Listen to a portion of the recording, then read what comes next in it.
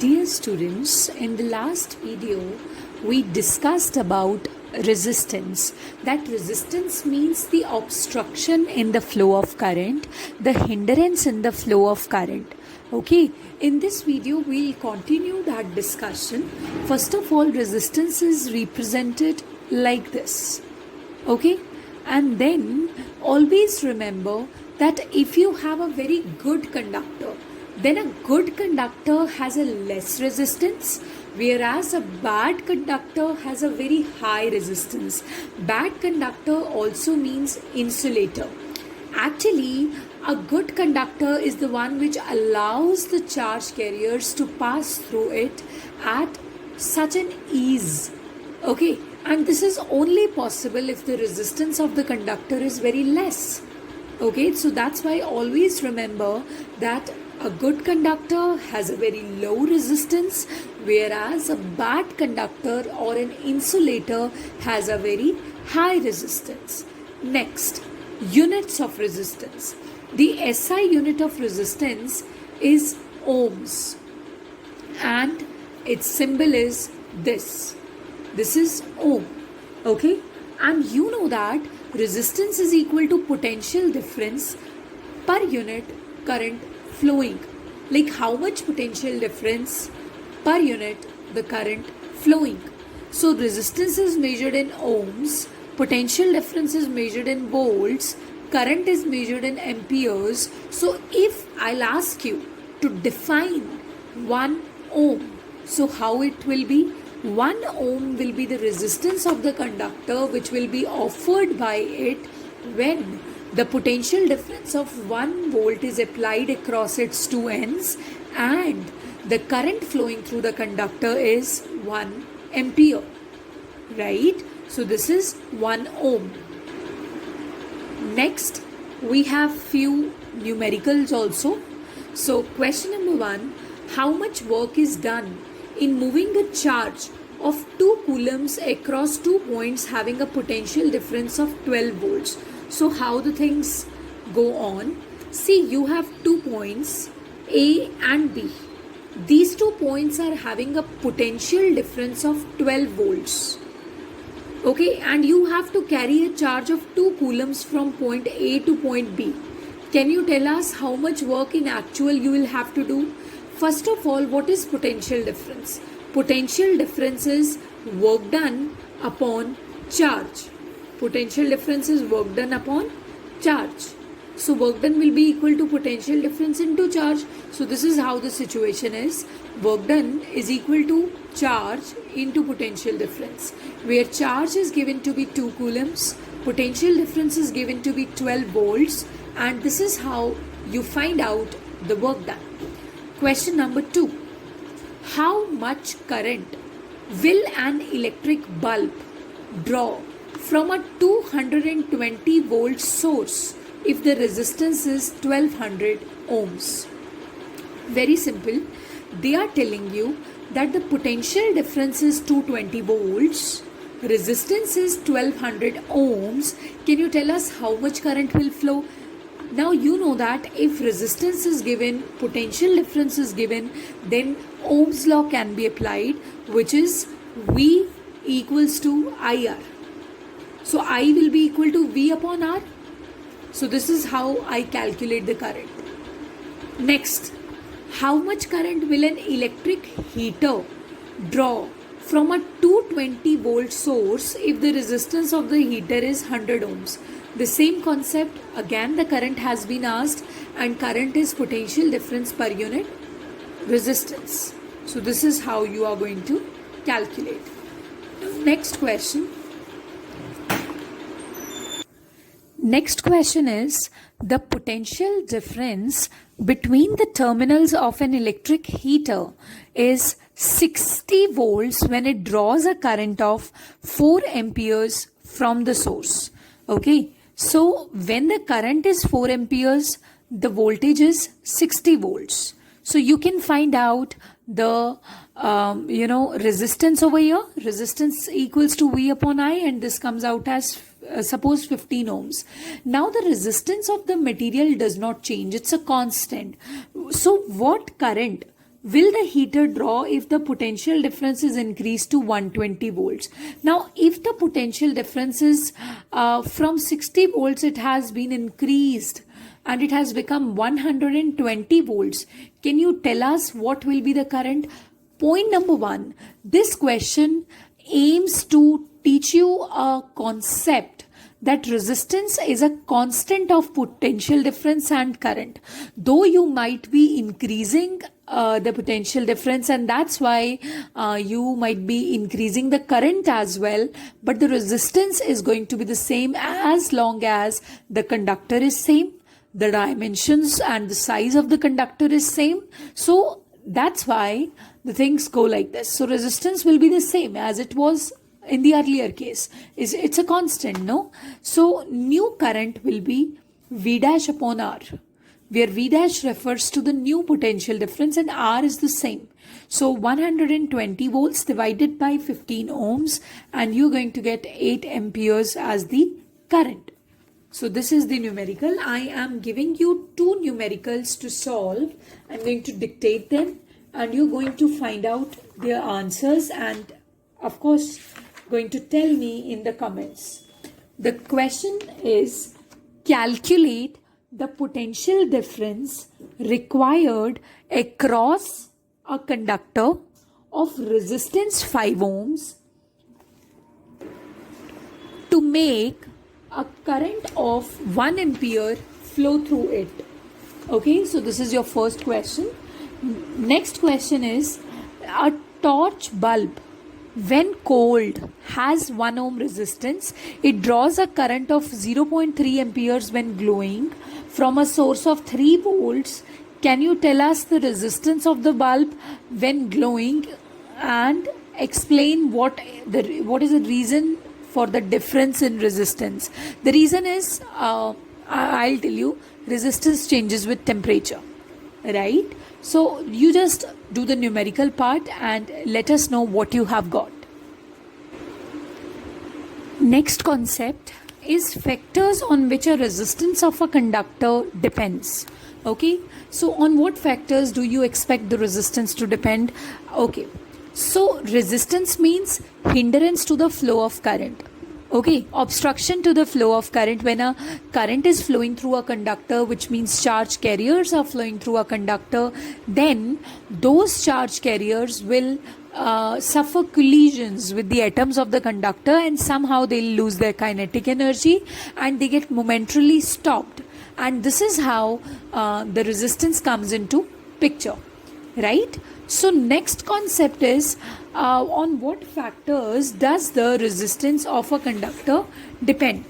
So first of all, if you have a conductor here, don't you think that if you will increase the length of the conductor, then the resistance is going to get increased? Reason being, now the charge carriers would have to travel a longer path.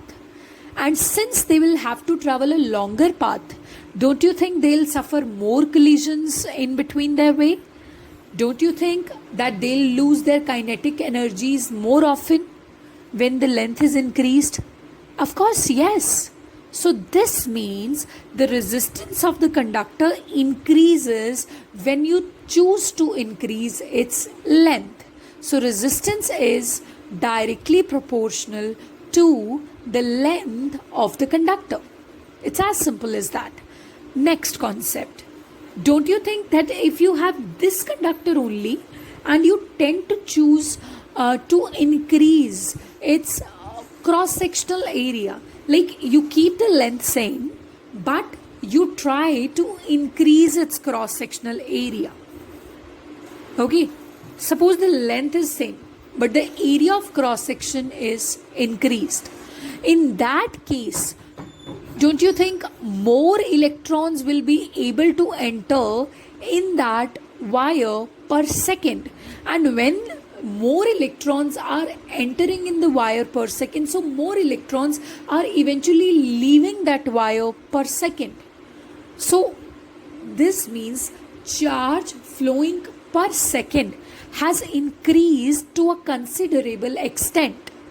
So this means that when you increase the area, you have increased the flow of charges, which means you have pretty much reduced the resistance to the current. क्योंकि अगर current बहुत ज़्यादा flow कर रहा है तो इसका मतलब कंडक्टर की रेजिस्टेंस कम हो चुकी है. So resistance is inversely proportional to area of cross section. When you will increase area of cross section, more charge carriers will be able to enter in that wire per second, and eventually more charge carriers will be able to leave that wire per second, and this is how the current flow is going to get increased drastically, and this is how the resistance is going to get decreased significantly.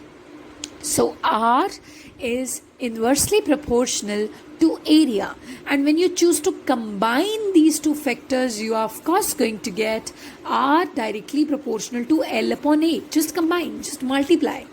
Okay, so after that, if you will remove this sign of proportionality and you will replace it by equality, you are going to get a constant of proportionality, and that constant of proportionality is nothing but rho. Rho is a symbol, is the name of the symbol, just like the name of the symbol is ohm. So this rho is resistivity. This rho is resistivity or specific resistance of the material. Now I'll tell you something very, very important. Resistivity of the material just depends upon the nature of the material and the temperature that the material is having. What do I mean when I say that? That it doesn't matter what configuration of the material you are dealing with. Its resistivity is going to be the same as long as the nature of material is same. मैं बताती हूँ कैसे. First of all, R is equal to rho L by A. You got it? So rho is equal to RA by L. I hope you got it. So rho equals to, if you want to define rho, so suppose area is 1 meter square, length is 1 meter, so that the things in magnitude remain 1 and 1 only. So rho is equal to R. So basically resistivity of the material is equal to the resistance of the material which is having 1 meter length and 1 meter square area. It's as simple as that. Now you know that if you are going to increase the length, resistance is going to get increased. If you are going to increase area, the resistance is going to decrease. तो ऐसे में होगा क्या कि suppose करो आप 5 physics lab visit करते हो and you happen to find copper wire, and those copper wires, copper pipes are having different configurations. Those 5 physics labs are showing you, suppose, 5 copper wires of different configurations, of different areas of cross section, of different different areas of cross section, different lengths. तो इसका मतलब भाई उन सबका resistance different हो जाएगा. Okay, so I want something standard so that I can put it in a text. Okay, I want something standard that this is the resistance of copper, this is the resistance of silver. So to look for something standard, we happen to choose resistivity. Resistivity में क्या होता है कि आप already जो भी configuration हो material का, आप ऑलरेडी रेजिस्टेंस की value 1 metre length and 1 metre square area के लिए मेजर करते हो. जब आपने ये फिक्स ही कर दिया, so it doesn't matter which physics lab you are visiting in, maybe the copper wire that you are seeing is having entirely different configuration, different area of cross section, different length. But how does it matter? Because though its resistance may differ, but the value of resistivity which is recorded for 1 meter length and 1 meter square area, that is constant as long as it is a copper wire. So that's why in laboratories, in labs, we often write resistivity values because it's something standard. कोई भी configuration और resistivity तो उतना ही रहेगा because वो already 1 metre length और 1 metre square area के लिए मेजर्ड है. So it has somehow become independent of length and area. I hope you are understanding it. Okay, so this is how resistivity is pretty useful, right? Next concept. Resistivity measure करने के लिए temperature भी पता होना चाहिए. That at how much temperature you are recording this value. Okay? Next concept. What is the SI unit of resistivity? Of course, rho is equal to RA by L. So this is ohms. Area is meter square divided by length is meter. So meter and meter cancel. So ohm meter is the SI unit of resistivity. Ohm meter is the SI unit of resistivity. So let us do just a second numericals. The resistance of a wire of length 5 meters is 100 ohms. Area of cross section is this. Calculate resistivity. Okay, R is equal to rho L by A. Find out rho, put the values. Very simple. Next question, I'll dictate it to you so that you can solve it. Just a second. The question is resistance of a metal wire of length 1 meter. Resistance of a metal wire of length 1 meter is 26 ohms at 20 degrees Celsius. If the diameter of the wire is 0.3 millimeter, can you tell us what will be the resistivity of the metal at that temperature only? So this is the numerical you will have to solve. Thank you.